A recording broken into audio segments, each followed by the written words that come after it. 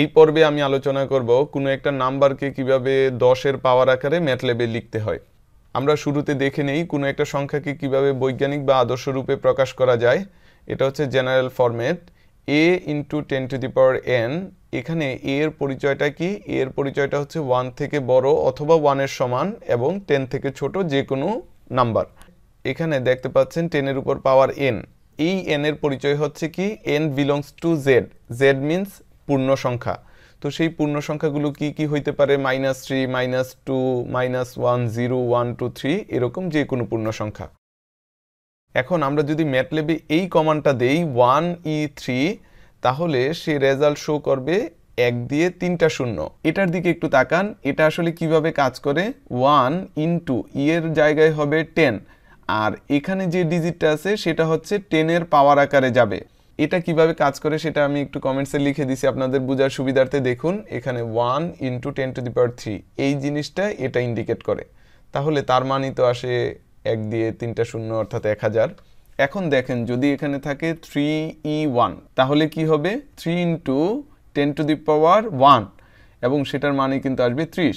এটার দিকে তাকান, এটা কি ইন্ডিকেট করে? 4 × 10⁻2 এবং যার মান 0.04। এবং সবশেষে এটার দিকে লক্ষ্য করেন, এটা কি ইন্ডিকেট করে? 36 × 10⁻9। সেই ডিজিটটাকেই যদি আমি বৈজ্ঞানিক বা আদর্শ রূপে লিখতে চাই তাহলে সেই মানটা তো 36 হইতে পারবে না, কারণ 36 তো হওয়া যাবে না, এটা 1 থেকে 10-এর মধ্যে থাকতে হবে। তাহলে সেটাকে লিখব 3.6 10 হয়ে যাবে, 9 এর বদলে 10 হয়ে যাবে, কারণ 1 ঘর আগে আমি দশমিকটা নিয়ে গেছি, সেজন্য 10 এর পাওয়ার 1 বেড়ে যাবে। এগুলো আপনারা জানেন। এখন দেখেন এটা যদি আপনি রান করেন তাহলে ম্যাটল্যাবে কিন্তু এই জিনিসটা শো করবে এবং এটার মান আর এটার মান কিন্তু সেম। দেখুন 3.6 e এর বদলে হবে কত? 10 টু দি পাওয়ার কত? পাওয়ার হবে +10। এখন আপনি যদি এখানে 36e নেগেটিভ -9 নিতেন তাহলে এখানে নেগেটিভ মান শো করতো। আমি এটাও রান করে দেখাবো। চলেন হচ্ছে আমরা ম্যাটল্যাবে এই কোডগুলো রান করে একটু টেস্ট করে আসি। আমি একটা নিউ স্ক্রিপ্ট নিয়ে নিলাম, এটা একটু রিনেম করে নেই, test3। আমরা যদি ম্যাটল্যাবে 1e3 লিখি, তারপর এটাকে রান করি, দেখুন এটা কি শো করে? 1 দিয়ে 3টা শূন্য শো করা উচিত 1000। দেখুন সত্যি সত্যি তাই শো করছে 1000। তারপর আমরা আরেকটা কমান্ড লিখি যেগুলো আমরা একটু আগে দেখতেছিলাম, 3e1। এটা কি শো করবে? 3 × 10⁻1 অর্থাৎ 30। দেখুন তাই শো করতেছে 30।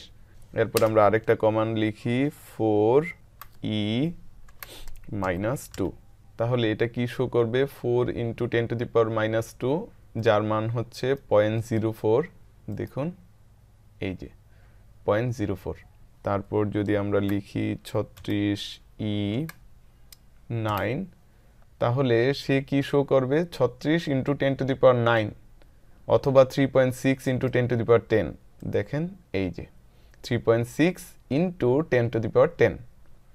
এখন যদি আমি এখানে এইভাবে লিখতাম 36e-9, আমি একটু স্পেস দিয়ে দিই, এটার একটু নিচে নিয়ে নেই, তাহলে সে কি আউটপুট দিত? 36 × 10⁻9 অথবা 3.6 × 10⁻8। দেখুন আমি রান করে দেখাই, ইভ্যালুয়েট সিলেকশন, এখানে কিন্তু আনসার চলে আসছে 3.6 × 10⁻8। e means 10। তো আশা করি আপনারা বুঝতে পারছেন যে কিভাবে কোনো একটা সংখ্যাকে 10-এর পাওয়ার আকারে অথবা হচ্ছে বৈজ্ঞানিক পদ্ধতিতে ম্যাটল্যাবে লিখতে হয়। এখন প্রশ্ন হচ্ছে যে এটা আমরা কেন শিখব, কারণ কি? ধরুন কখনো ম্যাটল্যাবে আপনার লেখার প্রয়োজন হলো 1 দিয়ে 10টা শূন্য অথবা 1 দিয়ে 50টা শূন্য। সেক্ষেত্রে আপনি 1 দিয়ে 50টা শূন্য চাপতে কিন্তু একই সাথে আপনার অনেক বেশি টাইম কনজিউম হবে, পাশাপাশি কিন্তু আপনার ভুল হওয়ার একটা চান্স থেকে যায়। এখন আপনি যদি ওইটা না করে জাস্ট এখানে লিখে দেন 1e50, তাহলেই কিন্তু সে আপনার কাঙ্ক্ষিত নাম্বারটা শো করে দিবে। এখন এই ডিজিটটা যদি আপনার কোনো ভেরিয়েবলে স্টোর করে রাখার প্রয়োজন হয় তাহলে আপনি এ ডিফাইন করে ওই ভেরিয়েবলে স্টোর করে রাখবেন।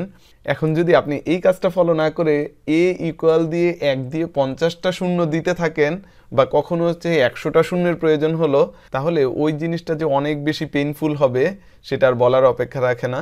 তো আশা করি বুঝতে পারছেন কেন এই জিনিসটার গুরুত্ব এত বেশি, পরে যখন আমরা এই অ্যাপ্লিকেশনে যাব তখন আরও বেশি ভালো লাগবে।